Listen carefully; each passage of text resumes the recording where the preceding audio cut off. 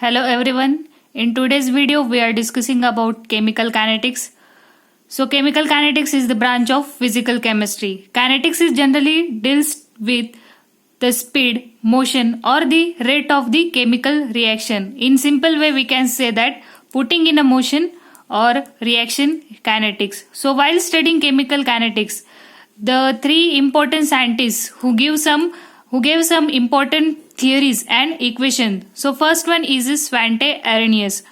So as we all know, Arrhenius theory of acid and bases was the beginning of the branch of chemistry, then ionic equilibria, then also Arrhenius equation for activation of energy which is related with the chemical kinetics. Then second scientist is Henry Eyring. So Henry Eyring gives the important theories related to this transition theory of chemical reaction. Then third one is Van 't Hoff. Van 't Hoff is again giving some important research related to chemical kinetics, chemical equilibrium and osmotic pressure. So these are some important research work gave by these scientists.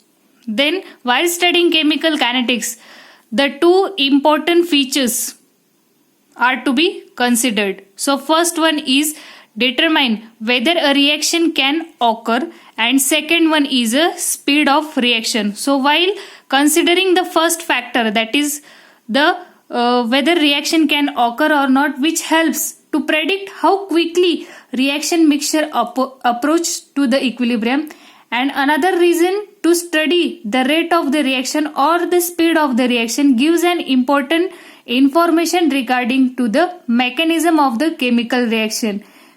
Many of the reactions occur into a sequence or steps. These steps can be discovered only after the knowing the speed of the reaction or the rate of the reaction. Then while considering the chemical reaction, again three important aspects. First one is the position of equilibrium. So position of equilibrium is related to the some physical terms related to concentration, temperature, pressure, which describes the position of equilibrium for reversible and irreversible type of reaction.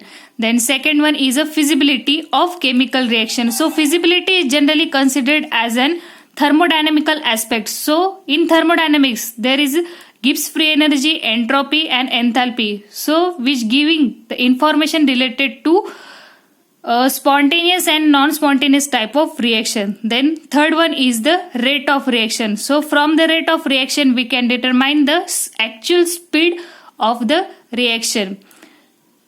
Then next point is related to the types of reaction. So there are two important types. First one is ionic and second one is molecular. So ionic type of reaction are faster in rate and molecular type of reaction are slower in rate.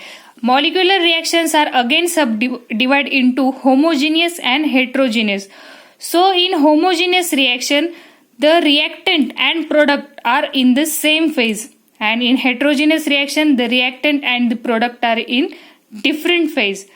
The next point, that is rate of reaction, which is very important factor in chemical kinetics. So while considering the rate of reaction, which is represented as capital R, so the common definition for rate of reaction is the change in concentration per unit time of reactant or product. So we consider one general example, that is A gives B. So here A is reactant and B is the product.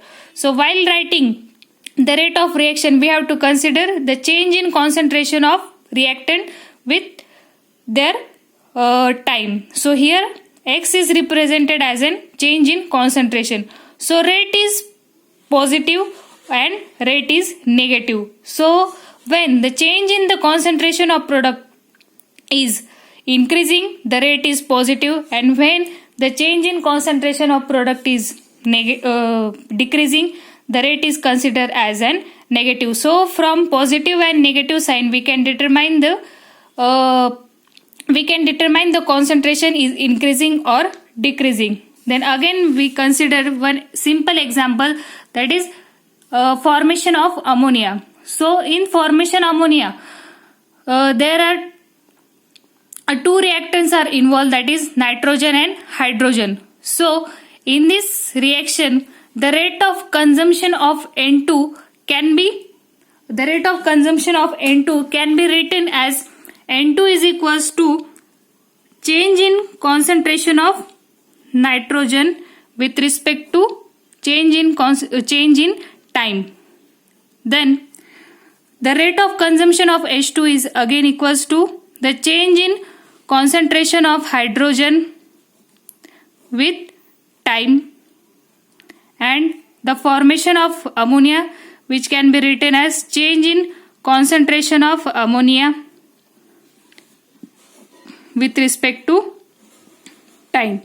But we have to remember one thing, that is the concentration of reactant is decreases while any chemical reaction is formed. So here nitrogen and hydrogen are the reactant, so their concentration is decreasing while there is a formation of product, that is ammonia. So for decreasing concentration we have to write here negative sign. So negative sign means there is a decrease in concentration. Then overall rate of reaction can be written as like this way. So while considering the overall rate of reaction in synthesis of ammonia, we can see that in this reaction that every mole of N2 consumed and 3 moles of H2 disappear and 2 moles of NH3, that is product, is formed. So in this reaction, the rate of change of their concentration, means nitrogen, hydrogen and ammonia, is correspondingly different. So in general, the rate of reaction is equals to the rate of consumption of reactant or the rate of formation of product divided by its coefficient in the balanced chemical reaction. So here we have to take the coefficient factor for balance the chemical reaction. Then again one important point related to chemical kinetics, that is unit. So while considering unit of any chemical reaction is generally related to the change in concentration. So change in concentration is represented as moles, liter inverse, time inverse. So why we take this time? Because change in concentration per unit time. So here we take the time inverse. So this is the basic unit of any rate of reaction. So here we complete some important factors related to chemical kinetics. Thank you.